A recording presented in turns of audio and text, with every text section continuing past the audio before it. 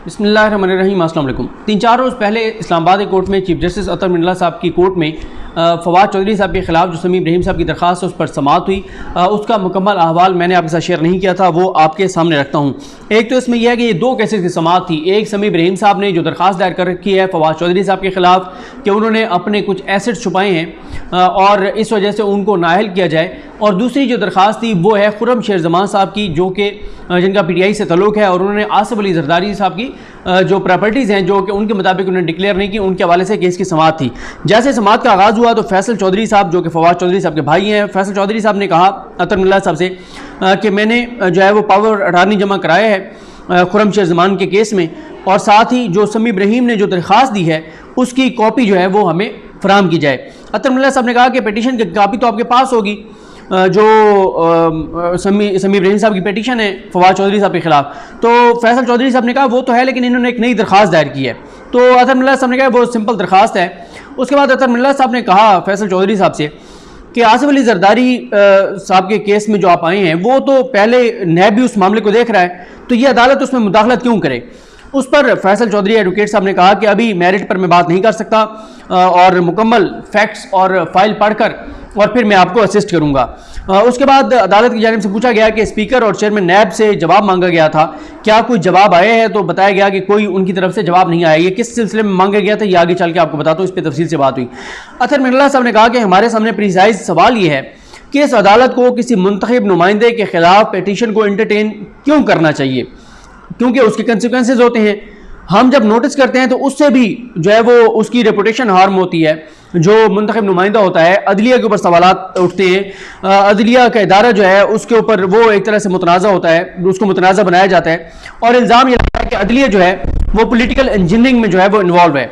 जब और फोरम मौजूद हैं तो फिर क्यों ये अदालत इस तरह के मामलात में मुदाखलत करे। और उन्होंने ये भी कहा कि पार्लियामेंट में एहतसाब शुरू होना चाहिए और अदलिया को क्यों इसमें जो है वो मुलव्वस किया जाता है सारे मामले में। और उन्होंने ये भी कहा कि इस अदालत ने इस तरह की पिटीशंस, कई पिटीशंस पहले भी मुस्तरद की हैं। समी इब्राहिम साहब ने कहा कि आर्टिकल 199 का इख्तियार आइन में मौजूद है। अतर मिन्नल्ला साहब ने कहा कि 199 का ये जो इख्तियार है वो डिस्क्रिशनरी है, सवाबदीदी है। उसके बाद अतर मिन्नल्ला साहब ने कहा कि अदालत ने बहुत सी चीज़ों को देखना है। पुलों के नीचे से बहुत पानी बह चुका है, 70 साल तारीखी बैकग्राउंड हमारे सामने है। इस अदालत को सियासी इशूज़ में क्यों मुदाखलत करनी चाहिए। समी इब्राहिम साहब ने कहा कि अगर कानून की वायलेशन हुई है तो हम किधर जाएं, हमें कहाँ जाना चाहिए। अतर मिन्नल्ला साहब ने कहा कि अगर लोग जानते हुए भी किसी नुमाइंदे को मुंतखब कर लेते हैं तो अदालत क्यों फिर मुदाखलत करे। अदालत मुंतखब होने वालों की इज्जत करती है। मीडिया भी अकाउंटेबिलिटी का एक फोरम है, पार्लियामेंट में भी अकाउंटेबिलिटी होनी चाहिए। समी इब्राहिम साहब ने कहा कि अगर अदालत समझती है कि मुदाखलत नहीं होनी चाहिए तो आप फैसला कर दें। अतर मिन्नल्ला साहब ने कहा कि समी इब्राहिम साहब आप बहुत एहतराम से कहूँगा कि इस अदालत को जो है वो बहुत बैकलॉग, हज़ारों केसेस का बैकलॉग जो है वो मिला, इनहेरिटेड जो था। उन्होंने कहा ह्यूमनली मुमकिन नहीं है कि हम इस बैकलॉग को ख़त्म करें, तो हम क्यों इस तरह के मामलात में मुदाखलत करें जिससे अदालत का टाइम ज़ाया हो और उसमें वक्त लगे। ये भी इस्टेब्लिश हो चुका है कि अदालत जब इस तरह के मामलात में मुदाखलत करती है तो उसके बहुत से कंसिक्वेंसेज होते हैं, और इस इदारे के लिए भी उसके कंसिक्वेंसेज होते हैं, यानी अदलिया के लिए भी। हमने एक मुंतखब नुमाइंदे को नाअहल किया, हमने गलती की, वो हल्का बहुत अरसे तक नुमाइंदगी से महरूम रहा। सुप्रीम कोर्ट ने उस नुमाइंदे की जो अपील थी उसको अलाउ किया। तो ये अदालत अपने सवाबदीदी इख्तियारात क्यों ऐसे केसेस में जो है वो इस्तेमाल करे। फिर उसके बाद समी इब्राहिम साहब ने कहा कि अगर एक शख्स जो नुमाइंदा बनने के काबिल नहीं और वो नुमाइंदा बन जाता है, वो रुकन असम्बली बन जाता है, तो क्या ये उस हल्के के अवाम के साथ ज्यादती नहीं है कि जो शख्स MNA नहीं बन सकता था, जो उनका नुमाइंदा नहीं बन सकता था, जो कि 62 आर्टिकल 62, 63 पर पूरा नहीं उतरता, वो उनका नुमाइंदा बन गया। अतर मिन्नल्ला साहब ने कहा कि यह फैसला अदालतों ने नहीं करना, ये अवाम ने करना है।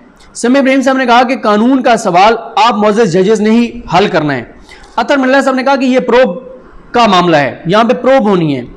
समी इब्राहिम साहब ने कहा कि पंजाब हुकूमत के इदारों की रिपोर्ट्स आ चुकी हैं, प्रोब की जरूरत नहीं है। अतर मिन्नल्ला साहब ने कहा कि पहले आप इस अदालत को मुतमईन करें कि यह अदालत क्यों आपकी दरख्वास्त को या इस तरह की दरख्वास्तों को एंटरटेन करे। समी इब्राहिम साहब ने कहा कि सुप्रीम कोर्ट ने नवाज शरीफ के मामले में भी ये किया था। अतर मिन्नल्ला साहब ने कहा कि 5 हलकों से जीतने वाले प्राइम मिनिस्टर जो हैं उनके खिलाफ भी एक पिटिशन आई थी, वो भी हमने मुस्तरद कर दी थी।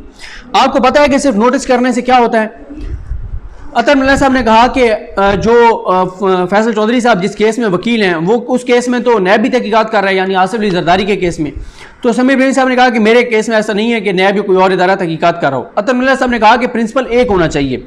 समीर इब्राहिम साहब ने कहा कि ईमानदार लोगों को नुमाइंदगी का हक होना चाहिए। अतर मिल्ला साहब ने कहा कि हमारे पास पेंडिंग केसेस, हज़ारों पेंडिंग केसेस हैं, उनको उनके फैसले करना हमारी तरजीह है, और इन केसेस को सुनना हमारी तरजीह नहीं है, क्योंकि और फोरम मौजूद हैं। समीर इब्राहिम साहब ने कहा कि अगर आपको ये यकीन है कि ये अदालत मुदाखलत नहीं करना चाहती है, इस अदालत को मुदाखलत नहीं करनी चाहिए, तो आप फैसला कर दें। अतर मिल्ला साहब ने कहा कि मामला यकीन का नहीं है। आपकी दरख्वास्त पर फिर उन्होंने उनसे पूछा फैसल चौधरी साहब से कि आपकी जो दरख्वास्त है उसमें पिटिशनर कौन है? तो फैसल चौधरी साहब ने कहा कि खुर्रम शेख जमान पिटिशनर है, जो कि जिनका ताल्लुक PTI से है। अतर मिल्ला साहब ने कहा कि आप लोग पार्लियामेंट को इज्जत दें, आप क्यों अदालतों में आते हैं? आपके लीडर के खिलाफ, यानी ये जो खुर्रम शेख जमान है, इनके लीडर के खिलाफ भी पिटिशन आई, हमने मुस्तरद कर दी थी। इन चीज़ों में मत पड़ें। उसके बाद जनाब अतर मिल्ला साहब ने कहा कि सियासी जमातों को चाहिए कि पार्लियामेंट को मजबूत करें। आप लोग अदालत क्यों आ जाते हैं?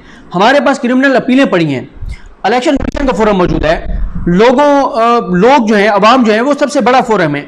अगर लोग जानते हुए भी किसी को मुंतखब करते हैं तो ये अदालत फिर क्यों इस मामले में मुदाखलत करे? फैसल चौधरी साहब ने कहा कि हम आपको इस सवाल पर असिस्ट करेंगे। अतर मिल्ला साहब ने कहा कि एक ही बार हमेशा के लिए इस सवाल पर हम फैसला करना चाहते हैं कि अदालत को इस तरह के मामलात में मुदाखलत करनी चाहिए, नहीं करनी चाहिए। उसके बाद फैसल चौधरी साहब ने कहा कि बददियानत गैर मुल्की शहरियों को भी किसी को बदनाम करने के लिए अदालत के फोरम के इस्तेमाल करने की इजाज़त नहीं होनी चाहिए। किसी और ऐसे लोगों को किसी मुंतखब नुमाइंदे की रिप्यूट ख़राब करने की इजाज़त नहीं होनी चाहिए। ये वो तनकीद कर रहे थे समीर इब्राहिम साहब पर। उसके बाद अतर मिल्ला साहब ने कहा कि अगर सियासी जमातें जो है वो अगर सियासी जमातें पार्लियामेंट को मजबूत करें और बाकी फोरम्स पर जाएँ, और उन्होंने कहा कि हमने इसीलिए स्पीकर और चेयरमैन सेनेट को दरख्वास्त की थी कि सेल्फ अकाउंटेबिलिटी का कोई सिस्टम बनाए। सेल्फ अकाउंटेबिलिटी होनी चाहिए, जिस तरह अदालत की सेल्फ अकाउंटेबिलिटी होती है, जजेस की अपना एक फोरम है अकाउंटेबिलिटी के लिए, एहतसाब के लिए।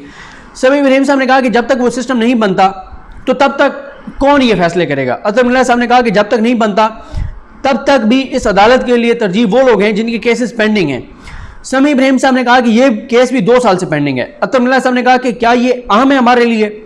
हमारे लिए अहम ये नहीं है, हमारे लिए अहम वो है उन लोगों के केसेस हैं जो जेलों में खड़े हैं, और इसी तरह से हमें सिस्टम को ठीक करना होगा। ये अदालत का काम नहीं है, ये अदालत की स्वाबदीद है। आप बहुत मुअज़्ज़िज़ हैं, लोगों को यहाँ पर लोगों को बुनियादी हकूक़ नहीं मिल रहे, और ये 199 का इख्तियार जो है वो उन जगहों के लिए है, वहाँ पर इस्तेमाल करने के लिए जहाँ पे लोगों को बुनियादी हकूक़ नहीं मिल रहे। मीडिया भी एहतसाब का एक फोरम है, और जो मुंतखब नुमाइंदे हैं उनके एहतसाब तो सबसे आसान है। उसके बाद समीर इब्राहिम साहब ने कहा कि सुप्रीम कोर्ट ने नवाज शरीफ के मामले में भी तो फैसला किया था। अतर मिल्ला साहब ने कहा कि मैं इन केसेस की बात कर रहा हूँ। उसके बाद जनाब आ जाए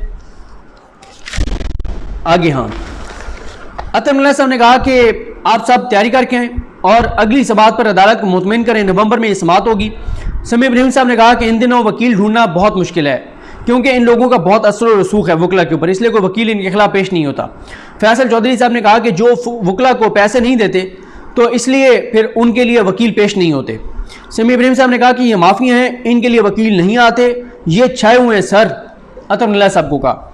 अतर मिल्ला साहब ने कहा कि हर मुंतखब नुमाइंदे की इज्जत होनी चाहिए, क्योंकि वो इंडिविजुअल नहीं होता, इज्जत उन लोगों की है जिन्होंने उसको मुंतखब किया है। 199 का इख्तियार जो है वो स्वाबदीदी है, अगली समाअत पर फैसला कर देंगे। ये समाअत का हवाल है।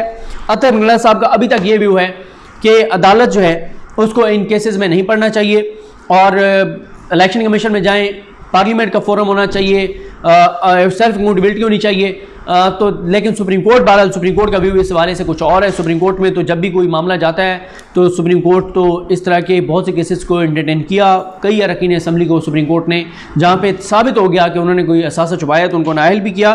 तो देखते हैं बार अगली समाअत पर क्या फ़ैसला होता है। ये वो समाअत का मुकम्मल अहवाल था जो मैंने आपके सामने रखा है। लेकिन अतर मिल्ला साहब कई इस तरह के केसेस पहले वो उन्होंने एंटरटेन नहीं किया और उनका मुस्तकिल तौर पर ये व्यू है कि हमें इस तरह से अरकान असम्बली को नाअहल नहीं करना चाहिए। मुझे अपनी दुआ में याद रखें। लकीम हम सबका हामी नासरो। अल्लाह हाफ़िज़।